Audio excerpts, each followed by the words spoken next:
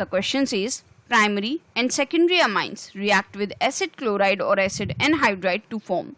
These are the given options. हमसे इस question में कहा जा रहा है कि प्राइमरी और सेकेंडरी अमाइन जब एसिड क्लोराइड और एसिड एनहाइड्राइड के साथ रिएक्ट करते हैं तो इनमें से क्या फॉर्म होता है.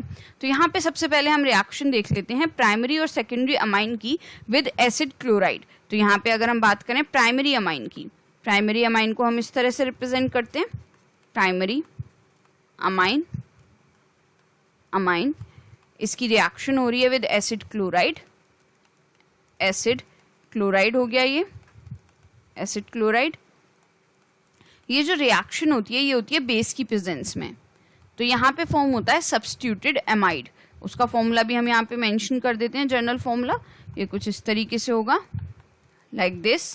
तो ये हो गया सब्स्टिट्यूटेड अमाइड, सब्स्टिट्यूटेड अमाइड.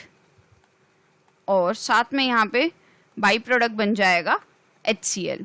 अब अगर हम बात करें सेकेंडरी अमाइन की, सेकेंडरी अमाइन को हम इस तरह से रिप्रेजेंट करते हैं. यहाँ पे हम नीचे मेंशन कर देते हैं this is secondary amine, secondary amine. इसकी अगर हम रिएक्शन करवाएं with acid chloride, acid chloride, यहाँ पे हम नीचे मेंशन कर देते हैं this is acid chloride, chloride. ये रिएक्शन जो होती है ये भी बेस की प्रेजेंस में होती है.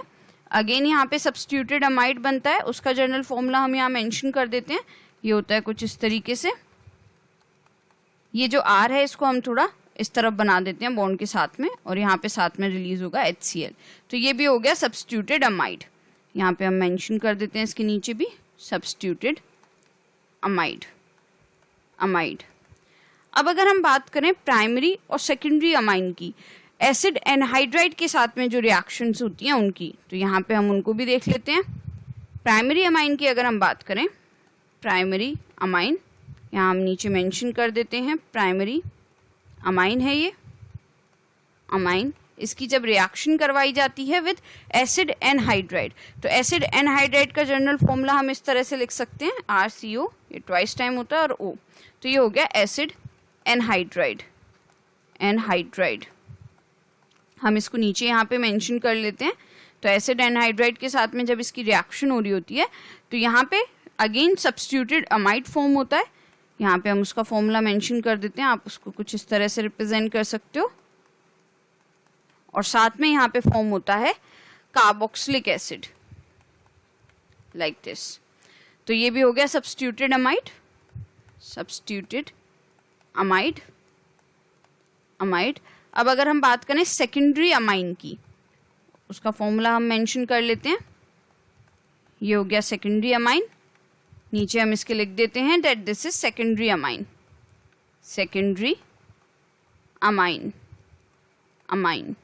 इसकी जब रिएक्शन करवाई जाती है with acid anhydride, acid anhydride के साथ में जब इसकी रिएक्शन होगी एसिड एनहाइड्राइड, तो यहाँ पे भी जो प्रोडक्ट फॉर्म होता है वो सब्स्टिट्यूटेड अमाइड फॉर्म होता है.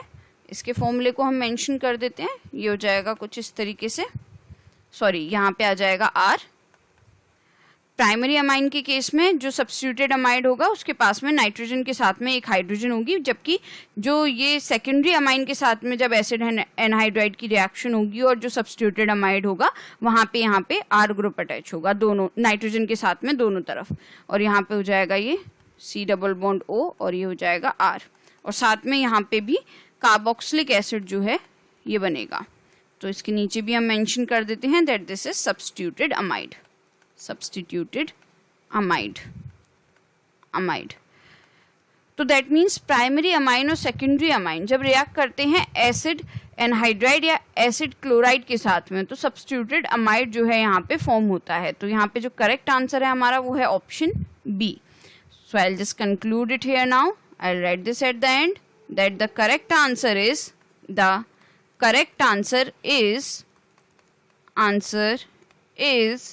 option B.